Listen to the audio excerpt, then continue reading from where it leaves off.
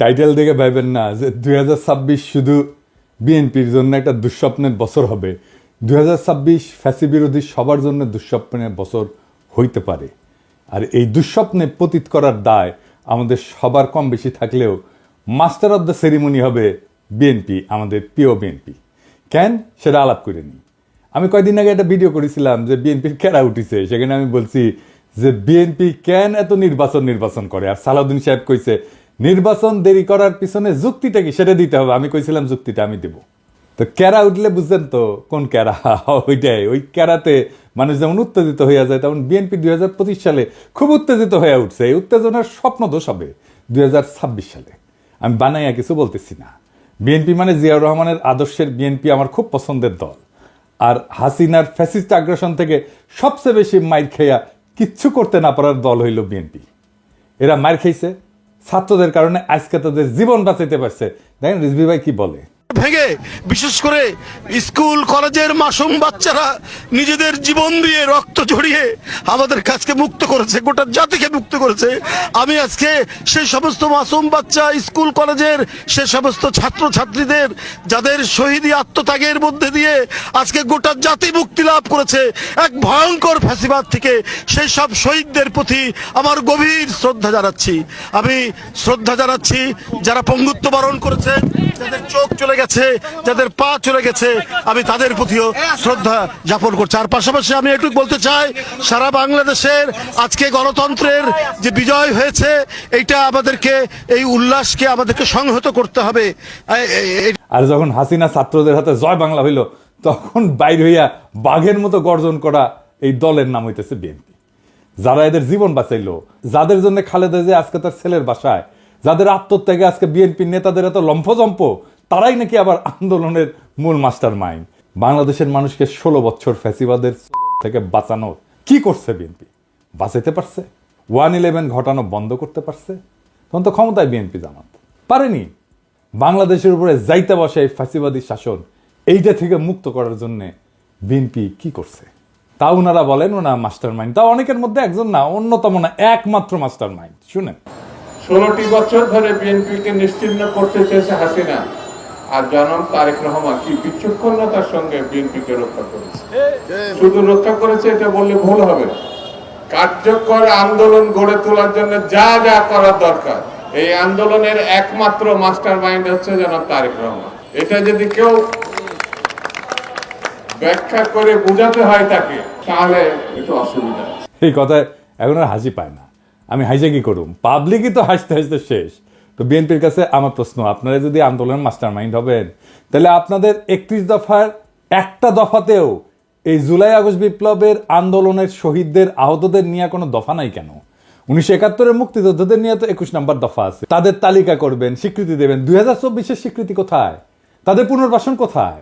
ভুলে যান না, এটা আপনাদের 2001-2006-এর অ্যানালগ দেশ না, এটা প্রযুক্তির বিশ্ব। নির্লজ্জভাবে আন্দোলনের ক্রেডিট নেবেন, আবার এইভাবে ধরা খাইবেন, আবার ক্ষমতায়ও যাইবেন। এত খাইতেছেন কেন বাবারা? খাইবেন ভালো কথা, খাওয়ার জন্য তো চাষাবাদ করা লাগে। ছাত্রদের কি হালের বলদ পাইছেন যে তাদের ময়দা খেতে চাষ কইরা ক্ষমতা যাওয়ার স্বপ্ন দেখবেন? এই স্বপ্ন আপনার স্বপ্ন দোষ হবে 2026 সালে। চলেন দেখি কেন। 2026 বাংলাদেশের জন্য খুবই জটিল, খুবই কঠিন, খুবই অনিশ্চিত একটা বছর হবে। বাংলাদেশের মানুষকে হাসিনার সরকার উন্নয়নের যে মূলা দিছিল, ওই মূলা খেত দেখা 2021 সালে আমাদেরকে অনুন্নত রাষ্ট্র থেকে উন্নয়নশীল রাষ্ট্রের মর্যাদা দেওয়া হয়েছিল। মর্যাদা না, কিন্তু এই উন্নয়নশীল রাষ্ট্র হিসেবে বাংলাদেশের জন্য অপেক্ষা করতেছে কি কঠিন চ্যালেঞ্জ। সব চ্যালেঞ্জের কথা আজকে কমু না, তবে আমরা মাঝে মাঝে বিএনপির এইভাবে পরীক্ষা নিব। আপনাদের প্রথম চ্যালেঞ্জ হইলো না, সব চ্যালেঞ্জের কথা আজকে কমু না, আজকে কয়েকটা চ্যালেঞ্জের কথা কমু, বাকিগুলো খুঁজে বের করেন। আপনারা তো বহুত বুঝেন, সবার থেকে বেশি বুঝেন। আমাদের প্রথম চ্যালেঞ্জ হলো 2026 সাল থেকে আমরা ইউরোপিয়ান বাজারে জিএসপি প্লাস পাবো না। জিএসপি হইলো সেই মেকানিজম যেটা দিয়ে ইউরোপিয়ান বাজারে আমাদের পণ্যের, বিশেষ করে গার্মেন্টসের শুল্কমুক্ত প্রবেশ নিশ্চিত করা হয়। এর মধ্যে অন্যতম হইল তৈরি পোশাক শিল্প। 2026 সালে জিএসপি প্লাস পাওয়ার অন্যতম শর্ত হইল সুশাসন, কলকারখানার শ্রমিকদের অধিকার নিশ্চিত করা। সুশাসনের কথা কইলাম না, ওইটা আপনারা কেমন পারবেন সেটা 2001-2006 সালের কথা মনে আছে, কিন্তু কলকারখানার শ্রমিকদের অধিকার নিশ্চিত করতে আপনারা যে পরিকল্পনা দরকার সেটা আপনাদের নাই। কেন জানেন? আপনারা হইলেন ব্যবসায়ী আর বুর্জাদের নিয়ে তৈরি দল। গরিব মানুষরা রক্ত দেয় আর বড় লোকরা মাখন খায়। আপনাদের যারা জনগণের সাথে সম্পৃক্ত ছিল তাদের কি অবস্থা আমি একটু পরে দেখাবো। হ্যাঁ, কি অবস্থা, বের করে দেন, নয়তো মেরে ফেলে, পিঠে মরে যায়, বনে বাজারে ঘুমায় বেড়ায়। ঢাকায় এসে রিক্সা চালাইছে যে সমস্ত লোকেরা, দারোয়ান হয়েছে, পাঠাওয়ে কাজ করছে, তাদের কোনো খবর থাকে না। সবাই আইসা তখন টেকার লোভে জড়া হয় আশেপাশে, অর্থলোভী এলিট। আর এই রাসেলের মতো লোকেরা আপনাদের দলে ফিরতেছে, নতুন এসালম হয়ে উঠতেছে। আপনাদের এক্সাম্পল দিই, আপনাদের তৃণমূলের নেতাকর্মীদের কি অবস্থা, আপনাদের যুব দলের নেতারে আর্মি পিটায় মেরে ফেলাইলো, দেখছেন বাচ্চাগুলোর কি অবস্থা। অথই পাথারে পড়ছে এই পরিবারটা। ভাই, এই দলের রাজনীতি করেন, এই দলের হয়ে আমার পেজে ঝাঁপায় পড়েন জিজ্ঞাসা নিয়ে, এই পরিবারের খোঁজ দিয়ে আমাকে জানান, এই পরিবারের সব দায়িত্ব আমি নেব। জি না, আমার টাকা নাই, আমি বড় লোক কেউ না, আমার বাপের জমিদারি ছিল না, ভিক্ষা করবো সবার কাছে, আমার ভিক্ষা দিতে কোনো গ্লানি নাই। একটা লোক সারা জীবন বিএনপির রাজনীতি করে গেল, আর্মির পিটানিতে জীবন গেল, তার পরিবারকে বাঁচানোর জন্য পিনাকি ভিক্ষা করবে, আর পিনাকি শেষ জীবনে অপবাদ নেবে যে ভিক্ষা করার টাম করে কোটি কোটি টাকা আত্মসাৎ করেছে। আমি এগুলো জানি, হ্যাঁ এগুলো জানি, এটাই বাংলাদেশ। হ্যাঁ বুঝছাও। যাই হোক, আমারে খোঁজ দিয়েন, এই পরিবারের দেখভাল করার দায়িত্ব যেন আমাকে দেন খোদা তাআলা, এই তৌফিক যেন দেন, ওনার পরিচয়টা দিয়েন, আমার সাথে যোগাযোগ করাই দিন। এই বিএনপিতে অলিগার ভিড়তেছে না, এদের টাকা কামানোর একমাত্র উপায় হইল শ্রমজীবী মানুষের শোষণ। এরা তো শ্রমিকদের বেতন দিবে না, কলকারখানায় উন্নত কাজের পরিবেশ তৈরি করবে না, কারণ এইগুলা করলে তো টাকা কামাবে কেমনে। তাই আমরা বিএনপির ক্ষমতায় আসলে জিএসপি প্লাস পাবো না, লিখে রাখেন। আর আমরা ইউরোপিয়ান বাজারে আমাদের যে অ্যাডভান্টেজ ছিল, পণ্যের যে অ্যাডভান্টেজ ছিল, আমরা যে দাম দিতে পারতাম সেটা আমরা দিতে পারবো না, সেটা হারাবো, লিখে রাখেন। আর একটা চ্যালেঞ্জ হইল 2026 সাল থেকে আমাদের উপর আন্তর্জাতিক কপিরাইট আইনের প্রয়োগ শুরু হবে। এ মানে কি জানেন? সব কিছুরই কপিরাইট আছে, বুঝছাও, সব কিছুর ওই কপিরাইটের ফি দিতে হয়। বইয়ের যেমন কপিরাইট থাকে, আমি অবশ্য বইয়ের কপিরাইটের ফি পাই না, আমি কপিরাইট ছেড়ে দিচ্ছি, সেজন্য দেখেছেন না মেলা বই আবার ছাপা হয়ে খালি বিক্রি হয়, কিন্তু এটা পয়সাকালে আমি পাই না। এইরকম কপিরাইট আছে পৃথিবীর সব জিনিসের উপরে, ওষুধের উপরে আছে। এই কপিরাইটের যখন প্রয়োগ শুরু হবে তখন ওষুধের কপিরাইটের ফি আমরা এখন দেই না, সেজন্য আমাদের দেশে ওষুধের দাম কম। এই কপিরাইট আইন প্রয়োগ শুরু হলে প্রথম ভিকটিম হবে আমাদের ওষুধ শিল্প। আজকে গরিব মানুষ যে ওষুধ 10 টাকা দিয়ে কিনে খেতেছে তার দাম হবে 500 টাকা। আমাদের তখন ওষুধ উদ্ভাবনের যে সূত্র, তার জন্য রয়্যালটি দিতে হবে, কপিরাইট ফি দিতে হবে। অলরেডি আসন্ন দাম বাড়ার সাথে মানুষের অভ্যাস তৈরি করে নেওয়ার জন্য আইএমএফ ওষুধের দাম বাড়ানোর জন্য পরামর্শ দিছিল এবং ভ্যাট প্রয়োগ করছিল। আমরা দাবরানি দিছি, প্রফেসর ইউনূসের সরকার তাৎক্ষণিক সিদ্ধান্তে বাতিল করছে, আমরা ধন্যবাদ জানাই। অবশ্যই এইরকম জনমুখী সিদ্ধান্ত বিএনপি নিতে পারবে না, কারণ তাদের তো ব্যবসায়ী ক্লাবকে টাকা কামানোর ধান্দা করে দিতে হবে। অর্থাৎ বিএনপি ক্ষমতা আসলে 2026 সালে ওষুধ রপ্তানি বাদ দেন, দেশের মানুষকে কম দামে বা এখনকার দামে ওষুধ সরবরাহ করতে পারবেন না আপনারা। দেখেন আব্দুল মুক্তাদির কি বলেন, উনি ইনসেপ্টা কোম্পানির মালিক, আমার কালে বস ছিলেন ক্ষুদ্রকালে। 26-এর পরে আমাদের দেশে আর প্যাটেন্টেড ওষুধ তৈরি করতে পারবো না, সেগুলির জন্য আমাদেরকে রয়্যালটি দিতে হবে এবং অনেক ওষুধের দামই এমন হতে পারে, যেমন একটা এক্সাম্পল দেই আপনাদেরকে, আপনারা যদি হেপাটাইটিস সি এর আমরা যে ওষুধটা বাংলাদেশে তৈরি করি সেটার দাম হলো মাত্র $6, আর সেটা বাইরে বিক্রি হয় $1000 একটি ট্যাবলেট।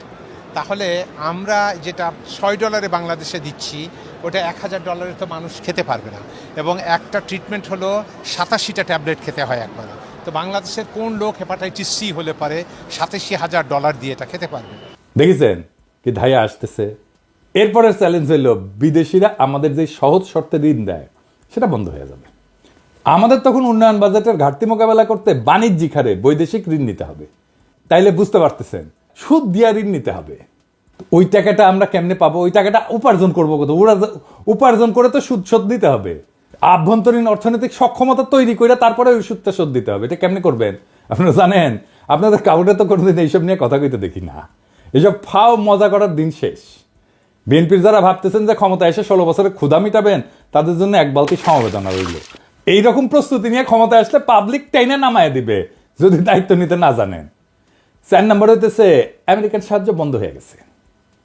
সারা দুনিয়ায় আমাদের তৃতীয় সাহায্যদাতা দেশ ছিল আমেরিকা এই ট্রাম্প আসার পরে।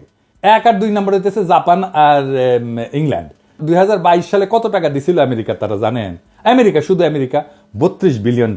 এই টাকাটা হাওয়া হয়ে যাবে, কই পাবেন সেটা? $32 বিলিয়ন তো লাগবে, তাইলে কেমনে সামাল দেবেন? কোত্থেকে পাবেন? আমাদের পাশা ঢাকতে সামনে উদাম হয়, আর সামনে ঢাকতে পাশা উদাম হয়। পারবেন এই টাকার বিকল্প যোগান দিতে? পারবেন না ভাই। দেখেছেন তো IMF $4-5 বিলিয়ন দিতে কিরকম প্যারাপ্যারি করে। $32 বিলিয়ন কোটি থেকে পাবেন।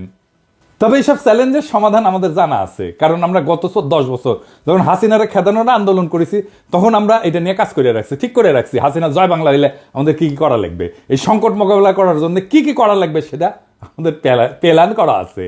তার প্রথম পদক্ষেপই ছিল প্রফেসর ইউনূসের মতো বিশ্ববরেণ্য ব্যক্তিকে প্রধান উপদেষ্টা পদে বসানো। আলহামদুলিল্লাহ আমরা এটা পারছি, উনি রাজি হয়েছেন। তিনি এমন একজন মানুষ যার আন্তর্জাতিক খ্যাতির কথা বিবেচনা করে বিশ্ব নেতারা আমাদের অভূতপূর্ব সুযোগ দেবেন এবং দিতেছেন। ট্রাম্প সব সাহায্য বন্ধ করে দিলেও রোহিঙ্গা ক্যাম্পে সাহায্য বন্ধ করে নাই। কাদের কারণে?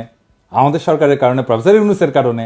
তো প্রফেসর ইউনূসের এত গুরুত্ব কেন? কারণ যেই মানুষ তার অর্থনৈতিক মডেল দিয়া সারা বিশ্বে দারিদ্র মোকাবেলা করছেন, সেই মানুষের 3-0 কনসেপ্ট, যেটা আমি আগে কইছিলাম, এটা প্যারিস অলিম্পিকের মূল প্রতিপাদ্য বিষয় ছিল। উনি ছিলেন প্যারিস অলিম্পিকের একজন প্রধান ব্যক্তি। সেই মানুষের চেয়ে উপযুক্ত কোনো পার্সোনালিটি কি আপনাদের মধ্যে আছে, যিনি ভারতের আর পশ্চিমের ঠাপ একই সাথে সামলাইতে পারবেন? আপনি তো পারেন নাই 1-11-এ।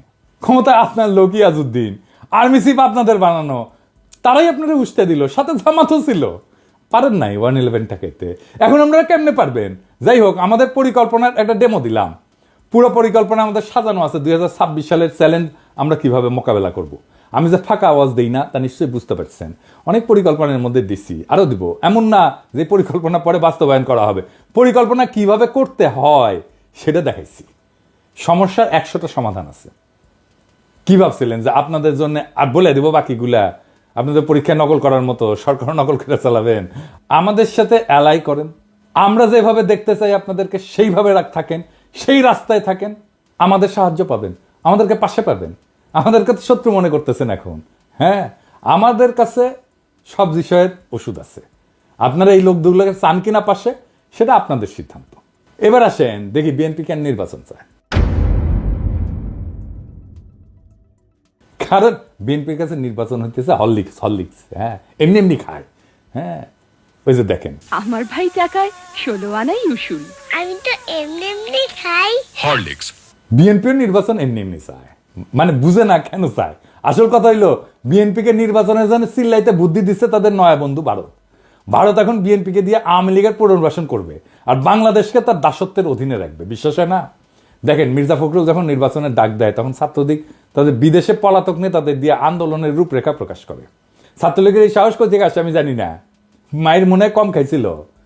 আমি কইছিলাম যে এদের জন্য মায়ের চেয়ে উপকারী আর কোনো ভাইটামিন নাই।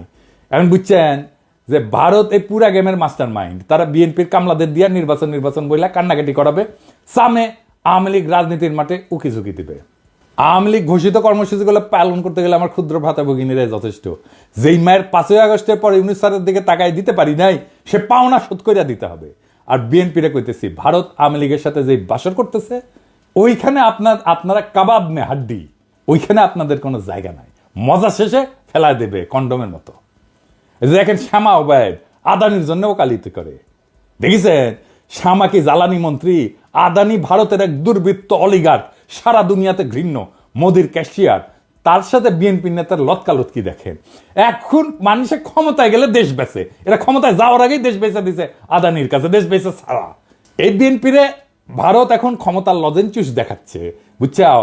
ক্ষমতার লজেনচুস দেখে বিএনপি ওই ক্ষমতার মূলার পিছে যাচ্ছে। তারপরে ওই লজেনচুসের আমও যাবে, সাথে সালাও যাবে। কেমনে বিএনপিকে ভারত ফেলাই দেবে ক্ষমতা দেখে শুনবেন, প্ল্যানিং শুনবেন, শুনেন আমার কাছে। ভারত জানে 2026-এর চ্যালেঞ্জ মোকাবেলা করা বিএনপির পক্ষে সম্ভব না। এটা আমার মতো মূর্খ মানুষ বুঝলে ভারত তো অনেক আগে থেকে জেনে আছে। যখন বিএনপি দেশের অর্থনীতি নিয়ে ঝামেলায় পড়বে, তখনই শুরু হবে বিক্ষোভ আন্দোলন। এই আন্দোলন হবে একেবারে তৃণমূল থেকে। মানুষ খেতে পারবে না তো, চাকরি থাকবে না তো, মানুষ দলে দলে রাস্তায় নেমে আসবে তো। লগি বৈঠা নিয়ে আওয়ামী লীগ কি তাণ্ডব করেছিল মনে আছে না? এখন যে পুলিশ আছে, পুলিশে পুরো তো হাসিনা। পুলিশ চুপ করে দাঁড়িয়ে থাকবে। 1-11-এর টাইমে যেমন আসিল ওই মির্জাফরের সেনাবাহিনীর মতো। ছাত্রলীগ যুবলীগ গর্ত থেকে উঠায় আন্দোলনে জয়েন দেবে, আর আমার হাসিও টুপ কইরা ঢুকা পড়বে। আন্তর্জাতিক চাপের কাছে তখন নত জানো বিএনপি। দেশীয় আন্দোলনে দিশেহারা বিএনপি তখন আওয়ামী লীগের সাথে আতত করে পলাবে, আওয়ামী লীগ যেমন পলাইছিল। আর দেশে ফিরে আসবে সেই ভয়ঙ্কর ফ্যাসিবাদ, আবার সেই ভারতীয় আধিপত্যবাদ, যা কায়রা নিছিল আমাদের জীবনের 16টা বছর, বাংলাদেশকে পরিণত করছিল ভারতের উপনিবেশে।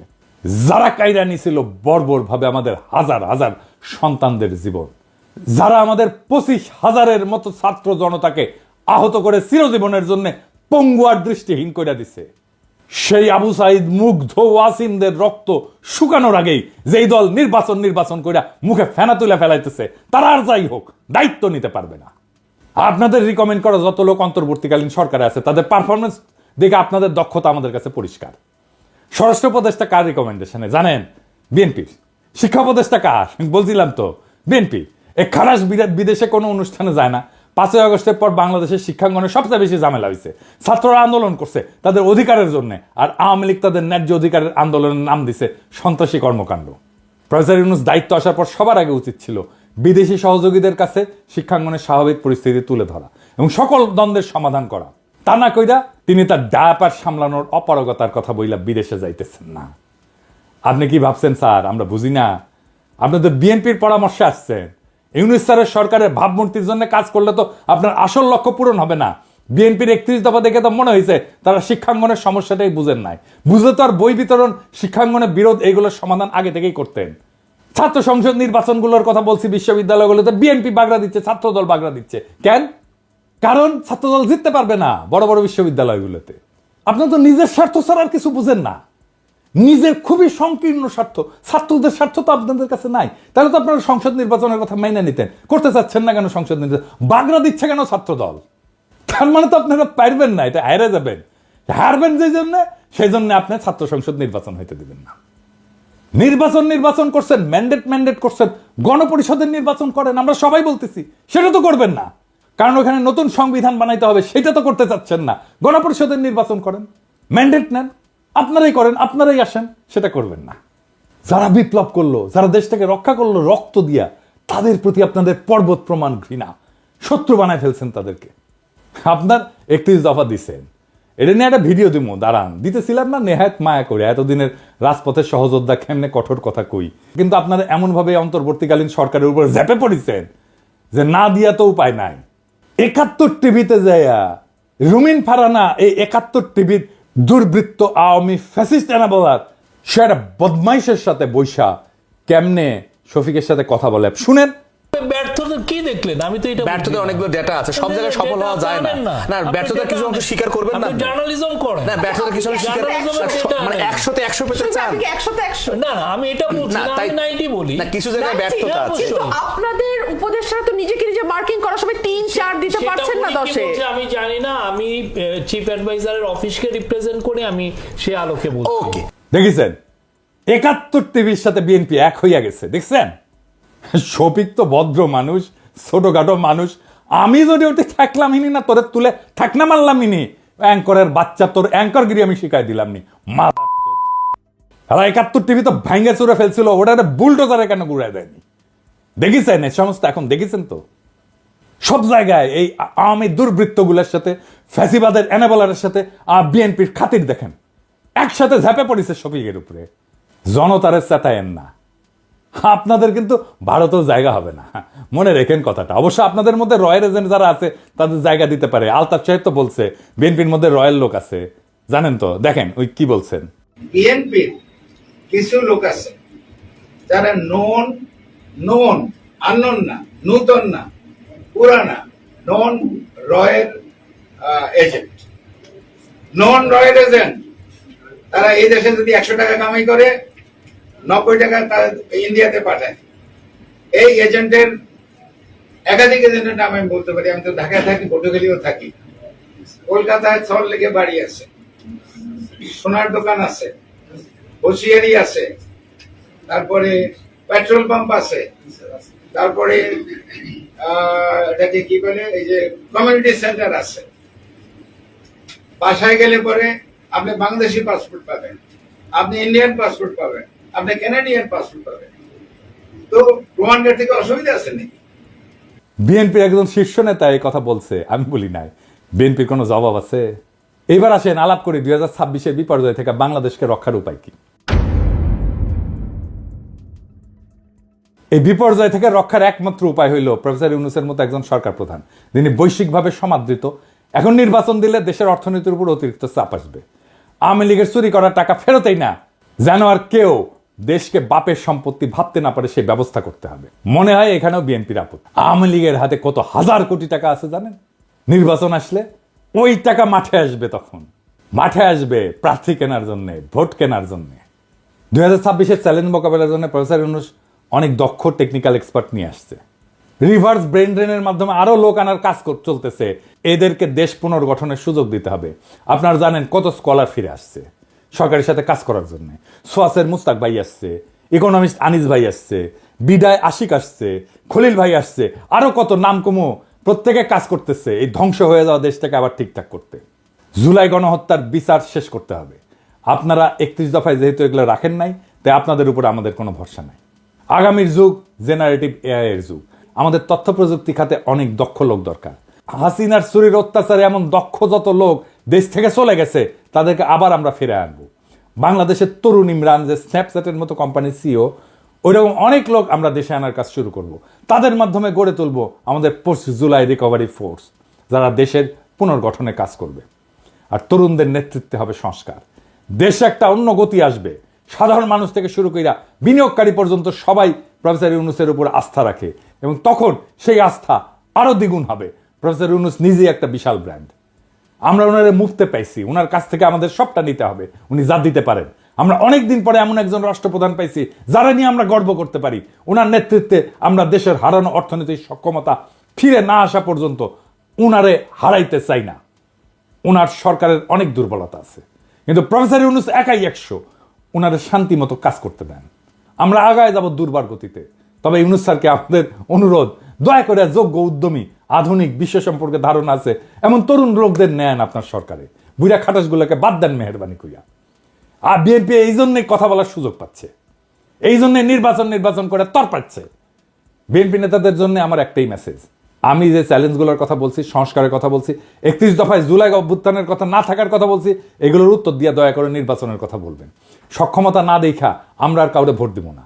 কিভাবে আপনারা সরকার চালাবেন, কিভাবে মানুষকে অর্থনৈতিক মুক্তি দিবেন, কিভাবে উন্নয়নশীল দেশের চ্যালেঞ্জ মোকাবেলা করবেন, কিভাবে জুলাইয়ের আহত আর শহীদদের সম্মান জানাবেন, তা পূর্ণ রূপরেখা আকারে প্রকাশ করেন। জাতির কাছে আপনাদের প্রতিশ্রুতি দেন। আমরা তখন বিবেচনা করব আপনারা নির্বাচন করার যোগ্য হইছেন নাকি হন নাই। তার আগে নির্বাচন করলে আমাদের প্রতিবাদ চলবে। আর আমরা কিন্তু না যাই না কথা বলি না, তথ্য প্রমাণ নিয়ে কথা বলি। আমরা যদি কথা বলা শুরু করি, আমাদের বিরোধী বানায়েন না, আমাদের শত্রু বানায়েন না, আপনাদেরই ক্ষতি। জনগণ আর মার্কা দেখা ভোট দেবে না, মানুষকে বলদ ভাইবেন না। জনগণ ভোট দেবে যোগ্য এবং দক্ষ প্রার্থীকে। ভোটের আগের হিসাব আর চলবে না, টাকা দিয়া ভোট কেনা যাবে না। আপনাকে আপনার দলের অবস্থা একটু বলি, হ্যাঁ, কিছু মনে করেন না, পার্সোনালি নিয়েন না, কারণ এগুলো কেউ বলবে না, এই বান্দাই বলবে একমাত্র। আপনাদেরকে আমি আমার বগুড়ার আপনাদের দলের একটা চিত্র দিই। আমি এইভাবে এই লেভেলে যাই না, কিন্তু বগুড়া তো আমার জন্মভূমি, আমার নারী পোতা আছে। আর বগুড়া হইতেছে সেই বগুড়া, যেই বগুড়া বিএনপির পুণ্যভূমি, জিয়াউর রহমানের জন্মস্থান। তো বগুড়া তো বিএনপির জন্য পুণ্যভূমি হওয়ার কথা, তাই না? এখানে মডেল বিএনপি থাকবে, এখানে বিএনপির জেলা কমিটি হবে, একটা মডেল কমিটি, যা সারা বাংলাদেশের মানুষ দেখবে আর বলবে, ওয়াও কি চমৎকার কমিটি, কি সুন্দর কমিটি। এইখানে তো বিএনপির কিছু দরকার নাই, এখানে তো এমনি মানুষ বিএনপি করে রে ভাই। এইখানে তো বিএনপির মাস্তান পালার দরকার নাই, এখানে তো ম্যানেজ করার দরকার নাই, এখানে তো মাফিয়া পালার দরকার নাই। এমনি বগুড়ার মানুষ বিএনপি করে, বগুড়া মানুষের নিঃশ্বাসে বিএনপি। এইখানে আপনি নেতা কি দিচ্ছেন আমরা দেখি, হ্যাঁ, নেতা কি দিচ্ছেন? রেজাউল করিম বাদশা, বগুড়া জেলা বিএনপির বর্তমান সভাপতি, সাবেক বগুড়া পৌরসভার মেয়র। বাদশার ছোট ভাই আছে কয়েকজন। 1 নম্বর হইতেছে টোকন, মোহন, খোকন, নয়ন, জয় এবং দীপন। আমরা একে একে প্রত্যেকের আমলনামা দেখি। টোকন সাবেক 2 বারের প্রেস ক্লাবের সভাপতি, একবার বগুড়ায় এমপি ইলেকশন করছে আওয়ামী লীগের মনোনীত প্রার্থী হিসেবে। কিছুদিন আগে বিভিন্ন জনের কাছ থেকে টাকা চাঁদা নিয়ে সংসার চালাইতো। টোকনের এক ছেলে খুনি এবং চাঁদাবাজ, মার্শাল্লাহ। 2 নম্বর মোহন, বগুড়া জেলা আওয়ামী লীগের সাবেক সহসভাপতি। বগুড়ায় প্রায় 40টা খুনের সাথে পরোক্ষ এবং প্রত্যক্ষভাবে জড়িত। খুনি, চাঁদাবাজ, দখলবাজ এবং নেশাখোর। বগুড়ায় যে কত বাড়ি সম্পদ দখল করছে তার ইয়ত্তা নাই। কোটি কোটি অবৈধ টাকার মালিক। যুবলীগের লিটন পোদ্দার, আলহাজ, মুস্তাকিম, মতিন, আদিল, করিম, এরকম অসংখ্য খুনির গডফাদার। ওর মেয়ের জামাইও খুনি, মেয়ের জামাই পলাতক আছে মালয়েশিয়া। মোহন পলাতক, ইন্ডিয়া থাকে, ইন্ডিয়াতে আবার বাড়িও আছে মার্শাল্লাহ। 3 নাম্বার খোকন, দিনরাত নেশা করে, ফেন্সিডিল, গাঁজা, আফিম সবই খায়, আবার মাঝে মাঝে তাবলিগও করে, কি একটা অবস্থা। 4 নাম্বার নয়ন, 3 বারে বগুড়া প্রেস ক্লাবের সভাপতি, মার্শাল্লাহ, লেখাপড়ায় খুবই ভালো, শুধু এইচএসসি পাস, এর উপরে আর পাস দিবার পারেনি, বর্তমানে পলাতক। 5 নাম্বার জয়, শহর যুবলীগের সভাপতি, হিরোইন খোর, রাত হইলে বাসা ফেরার জন্য রাস্তা দিয়ে হাঁটতে পারে না, এমনই দুলে, সে দেওয়াল ধরে ধরে রাত হইলে হাঁটে। আমার কথা না, বগুড়ার মানুষের কথাই শুনেন। দীপন 6 নাম্বার, ফেন্সিডিল খোর, ফেন্সিডিল বিক্রেতার কাছ থেকে মোহনের ভাই হিসেবে ফ্রি ফেন্সিডিল পায়।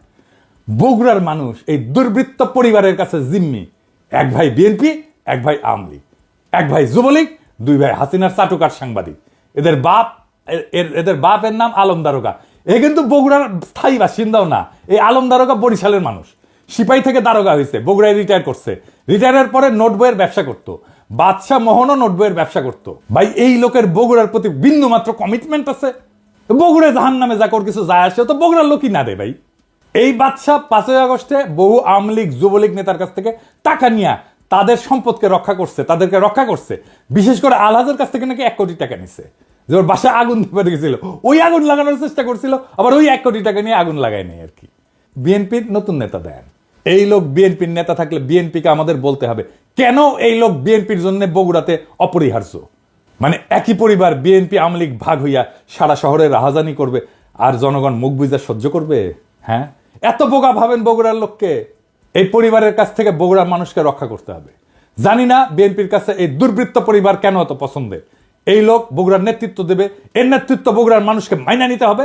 এত তুচ্ছ ভাবেন বগুড়ার মানুষকে? যেই মাটিতে জিয়া জন্ম নেয় সেই মাটিতে এই দুর্বৃত্ত পরিবারের হাতে জিয়ার আদর্শ বয়ে নেওয়ার ভার কেমনে দেন ভাই? আর মানুষ পান নাই নাকি? এর সাথে ভালো মানুষ নাই আপনাদের বিএনপিতে? আমরা একটা শুদ্ধ বাংলাদেশ চাইছিলাম, তার জন্য আমাদের সন্তানেরা অকাতরে জীবন দিছিল, একই পাক চক্রে ঘুরপাক খাওয়ার জন্য তারা জীবন দেয় নাই। আমরা চাই বিএনপি নতুন সময়ের দিশা দিক, মানুষের এই বিপ্লবী আকাঙ্ক্ষাকে ধারণ করুক। আমরা একটা নতুন বাংলাদেশ চাই। আপনাদের দল পরিশুদ্ধ করেন, দেশের অর্থনীতি গতিশীল করে সব চ্যালেঞ্জ মোকাবেলা করে প্রফেসর ইউনূস যথাসময়ে নির্বাচন দিবেন। এইটা মেহেরবানি করে ওনার উপরে ছাইরা দেন, ওনার বিবেচনার উপরে। আমরা দেশবাসী ওনার উপরে আস্থা রাখছি, আপনারাও রাখেন। দেশবাসীর মুখোমুখি দাঁড়ায়েন না মেহেরবানি কইরা। আপনারা আমাদের সহযোদ্ধা, আমরা ছাত্রদের নেতা মানছিলাম, এবার আপনারাই আমাদের নেতা হইয়া ওঠেন, নেতার মতো আচরণ করেন। নেতাদের আকাশের মতো উদার হইতে হয়। নেতা সেই যে নিজে কাঁদে অন্যকে কাঁদায় না, নেতা সেই যে কোনো কিছুর আকাঙ্ক্ষা করে না, নেতা সেই যে জনগণের সব কষ্টকে সব দুঃখকে নিজে আপন কইরা নিতে পারে, নেতা সেই যে সবচেয়ে দুর্বল মানুষের আশ্রয় হয়ে উঠতে পারে। নিজেকে প্রশ্ন করেন সেই জায়গায় আসছেন কিনা, না আসতে পারলে অপেক্ষা করেন।